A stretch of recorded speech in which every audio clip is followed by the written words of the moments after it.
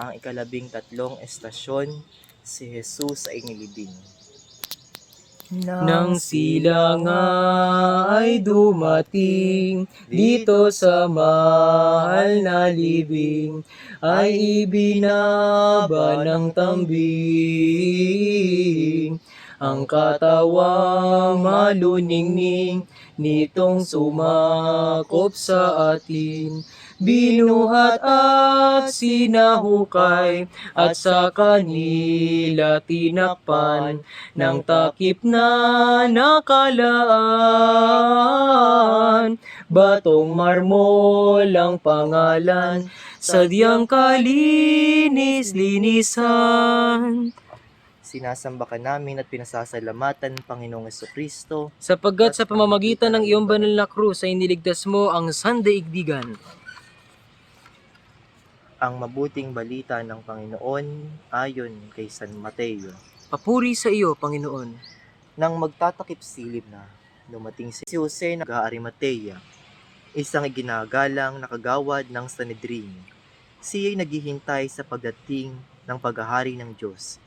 Sapagkat ang araw noon ng paghahanda o bisperas ng araw ng pamahinga, naglakas loob siyang lumapit kay Pilato at hiningi ang bangkay ni Jesus. Nagtaka si Pilato nang marinig niyang patay na si Jesus, kaya't ipinatawag niya ang kapitan at tinanong kung ito'y totoo.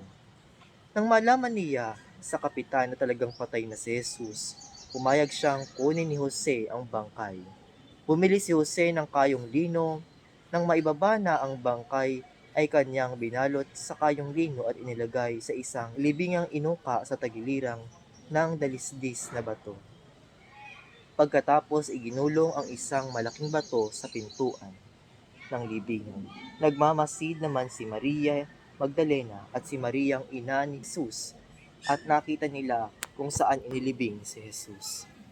Panalangin. Panginoong Hesus, binalot ka ng malungkot na kadiliman ng kamatayan. Sa dilim ng libingan, ang tanging liwanag ay nagmumula sa magiliw na pag-ibig ng iyong ina, sa katapatan ni Juan at ni Maria Magdalena, at sa pakikipagkaibigan ni Jose ng Arimatea at ng ilan pang iba. Ikaw ngayoy nahihimlay tulad ng isang butil na ipinagkatiwala sa lupa para sa darating na tag-ani. Binigyan ng pag-asa ang iyong libing, ang aming libing. Salamat sa iyo. Hindi na ako natatakot sa kamatayan dahil alam kong ito'y isa lamang mahabang pagkahimbing sa kandungan ng inang lupa. Panginoon, bigyan mo ako ng kapahingahan. Panginoon, kapahingahan at kapayapa ang kasama ka. Amen. Ama namin, sumasalangit ka, sambahin ang ngalan mo. Mapasa amin ang kaharian mo, sundin ang loob mo dito sa lupa para nang sa Bigyan mo langit. kami ngayon ng aming kakanin sa araw-araw, patawarin mo kami sa aming mga sala, para lang pagpatawad namin sa nagkakasala sa amin at huwag mo kami ipahintulot. Tukso at adyan mo kami sa lahat ng masama. Amen. Aba, Ginoong Maria, napupuno ka ng grasya, ang Panginoong Diyos ay sumasayo. Bukod kang pinagpala sa babaeng lahat, at pinagpala naman ang iyong anak na si Santa Jesus. Maria, Ina ng Diyos, panalangin mo kami makasalanan, kung kami mamamatay.